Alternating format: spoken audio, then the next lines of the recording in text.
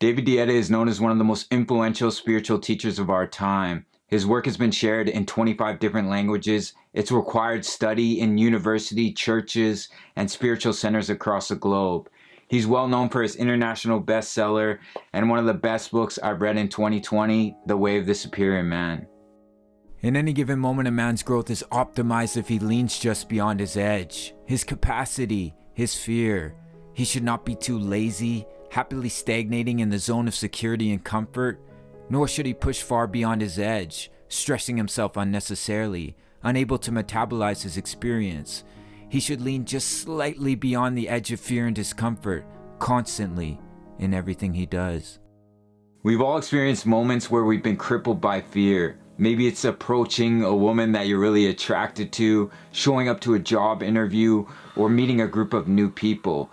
And when that fear consumes us and we back out of it, usually we're plagued with this feeling of disappointment and dissatisfaction in ourselves, and we feel weak for giving into that fear. It's a similar feeling when we stay in the comfort zone. I'm sure something that many of you can relate to that I've gone through myself is being in a job or even in school where it feels stagnant, where you know this is not the direction that you want to go with your life. And you may be doing it for very good reasons, getting an education, or the job gives you that blanket of security. However, you still have that voice in your head that's telling you this is not your path. And sometimes the best thing that we can do is to listen to that voice. We grow through these times of fear and discomfort. I was never much into bars and clubs, so the only way I could meet women was online dating, which for the most part is a huge waste of time. Or to approach a woman in public and start a conversation, which of course is extraordinarily intimidating and nerve-wracking for a young man who had never done it before. Honestly, I couldn't bring myself to do it at first. I would see a woman that I was attracted to and I'd start walking towards her and my heart would start beating outside of my chest and I'd be like, nope. So what I started to do is I would see a woman I was attracted to and I'd walk up to her and I'd ask for the time, and when she would tell me, I would walk away.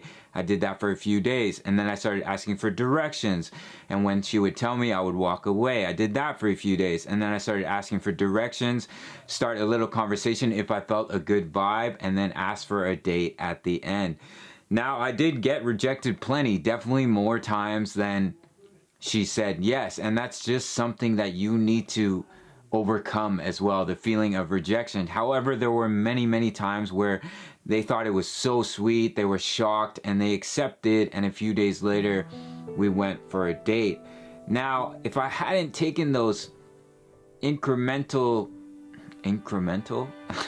small steps in the beginning, I probably never would have done it. Cold turkey, I probably never would have gotten over that fear. And I don't think you ever truly get over a fear like that. Your heart is always going to beat faster. It's definitely one of the most intimidating things I've done as a man, but the payoff and the reward is tenfold. There's a quote by Lao Tzu, hopefully I said that properly. He's a Chinese philosopher, and it stuck with me over the years, and it goes, "The journey of 1,000 miles begins with a single step." If you're afraid of something or in the comfort zone, take small steps instead of trying to approach it head on. Slow growth is still growth, just like the story of the tortoise and the hare. It's those little things we do each day that make all the difference. Without a conscious life purpose, a man is totally lost, drifting, adapting to events rather than creating events. Without knowing his life purpose, a man lives a weakened, impotent existence, perhaps eventually becoming even sexually impotent or prone to mechanical and disinterested sex. Did you know if you don't have a purpose that you'll get erectile dysfunction? But in all seriousness, we all need something to live for, something that excites us, something that gets us out of bed in the morning, and something that allows us to operate from the deepest core of who we are.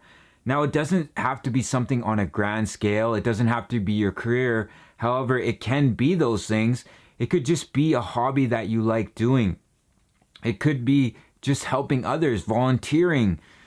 It's just about finding out what you deeply desire to do and disciplining yourself enough to follow through with all your heart. I'll just end the video with a bit of wisdom from David's book. Disconnected from your core, you feel weak. This empty feeling will undermine not only your erection in the world, but your erection with your woman too. I hope you guys enjoyed this video. If you did, make sure to drop it a like. I will be making more content on this book as it is so incredible. It's such an amazing read. Something I would highly recommend for any man looking for direction in his life to better understand the world and understand women as well. It is a spiritual guide for mastering the challenges of women, work, and sexual desires. I will be making more content on this book as well. So make sure to drop the video a like if you enjoyed it, and subscribe if you're new. Turn on that little bell notification, and I will see each and every one of you in the next video. Much love, guys. Take care.